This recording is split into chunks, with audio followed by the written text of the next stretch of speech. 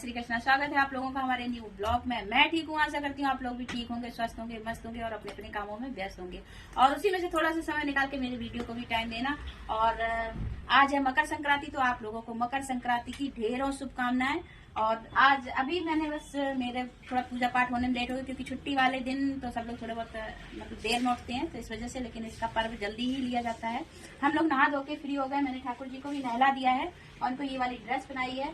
और ये कल जो बनाया था मैंने उसको खाया नहीं था, तो आज सबसे पहले ठाकुर जी को प्रसाद में लगाया और दान करेंगे और उसके बाद में सबको देंगे। गाजर का हलवा बनाया था, तिल के लड्डू बनाए थे। आप लोग कमेंट बॉक्स में बताना मेरे ठाकुर जी कैसे लग रहे हैं। मुझे तो बहुत ही अच्छे लग रहे हैं, आप लोगों को कैसे लगते हैं। और अभी हम पूजा पाठ कर चुके हैं, अब चलते हैं आगे। थोड़ा खिचड़ी विचड़ी निकाल दें, दान कर दें, फिर उसके बाद में बनाएंगे दही बड़े। कल काम करते करते इतना लेट हो गया था, दाल मैंने पीस के रख दी है और अब मैं जा रही हूँ दही बड़े।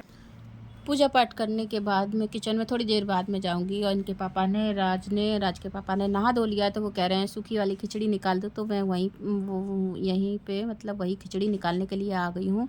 तो यहाँ पे मैंने उसमें दान पुण्य वाली सूखी वाली खिचड़ी निकाली है और उसमें ही सारी सब्जियाँ भी रखती हैं, नमक, घी और गाजर का हलवा। तिल का दान मैन माना गया है, तो तिल के लड्डू भी मैंने बनाए थे, बाज़ार से नहीं लाई थी, मैंने सब कुछ अपने हाथ से ही बनाया था। तो वो सारी चीज़ें मैंने निकाल दी हैं, कपड़े, साड़ी, सब कुछ और भी बहुत सारा सामान। तो यहाँ पे मैंने सब पन्नी में पैक कर दिया है और उसके बाद में मैं आ गई हूँ अब किचन में। और किचन में मुझे बनाना है खाना, क्योंकि इनके पापा लोग राज के पापा जब तक मंदिर से आएंगे तब तक मैं सोच रही हूँ जल्दी जल्दी से बना लूँ।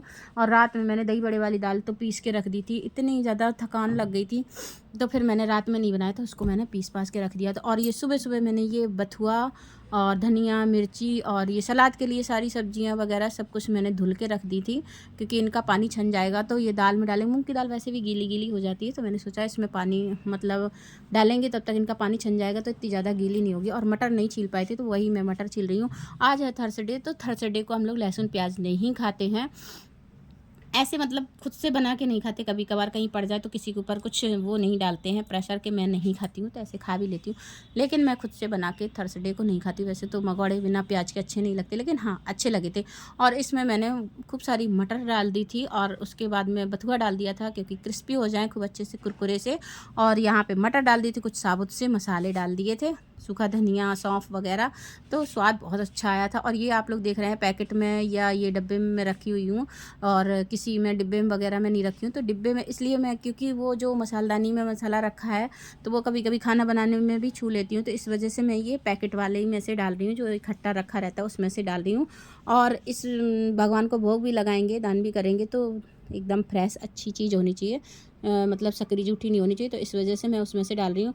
और यहाँ पे मैं दाल को ये मतलब देख रही हूँ कहीं ये ख़राब तो नहीं होगी, लेकिन आजकल सर्दी का सीज़न है तो ख़राब कहाँ होगी।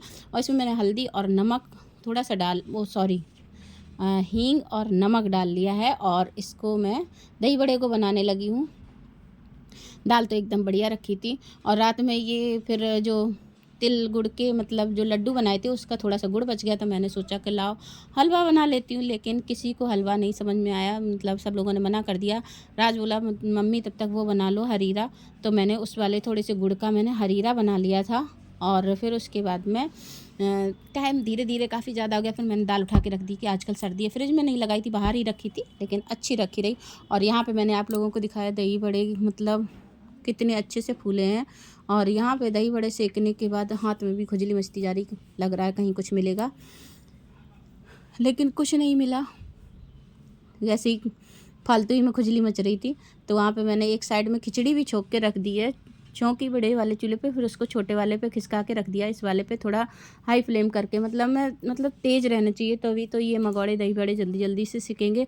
बहुत ज़्यादा तेज़ भी नहीं, पहले थोड़ा धीमा फिर थोड़ा तेज़, तो इस वजह से मैंने कहा इस वाले चूल्हे पे जल्दी से सिक जाएंगे, इसलिए इसको कढ़ाई को इधर रख लिया, कुकर को उधर रख दिया, तब तक ये भी बनने लगा है।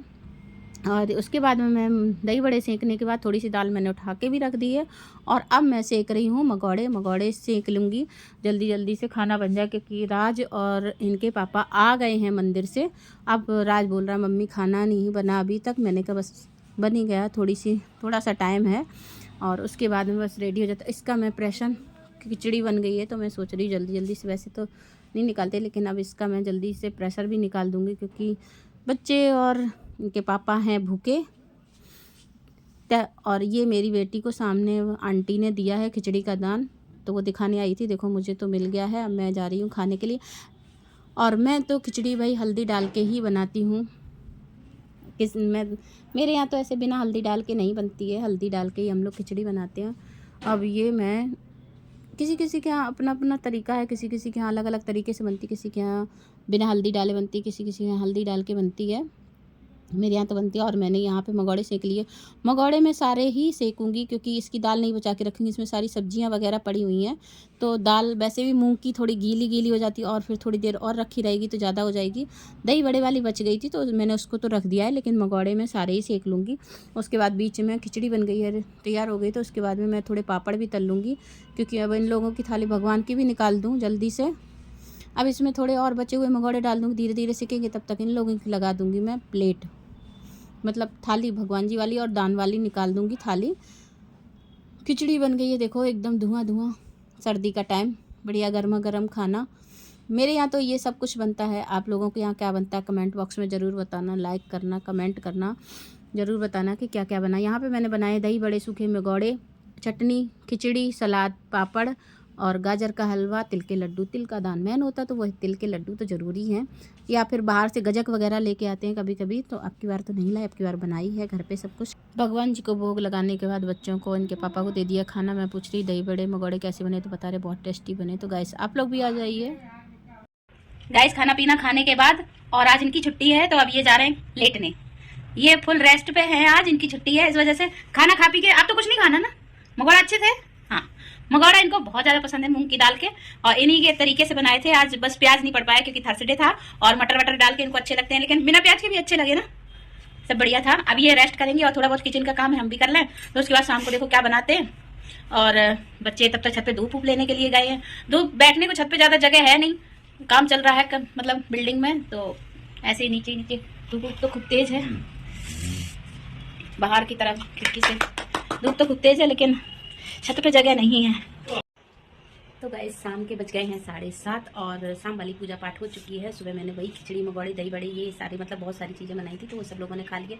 और मैंने सोचा था शाम को पूड़ी कचौड़ी बनाएंगे और सब्जी बनाएंगे, तो सब लोगों ने मना कर दिया कि बहुत ऑयली हो गया है मगौड़े वगैरह खा के, तो अब ये लोग नहीं खाएंगे। अब मैं रोटी सब्जी बनाऊंगी। और ये देखिए यहाँ पे, ये जब घर पे पेंट हो रहा था तो इसमें नमक हल्दी मिला के मैंने रख दिया था आंवले को, तो ताकि ख़राब नहीं हुआ है, एकदम अच्छा रखा था। और उसको अभी मसाले मिला दिए हैं, तो ये आंवले का अचार भी तैयार हो गया है। और अपने ब्लॉग को मैं अब ज़्यादा बड़ा नहीं करूँगी, वैसे भी काफ़ी बड़ा हो गया है, यहीं पे करती हूँ एंड। आप लोगों को अच्छा लगा तो प्लीज़ एक लाइक कीजिए, न्यू है तो सब्सक्राइब कीजिए। जैसे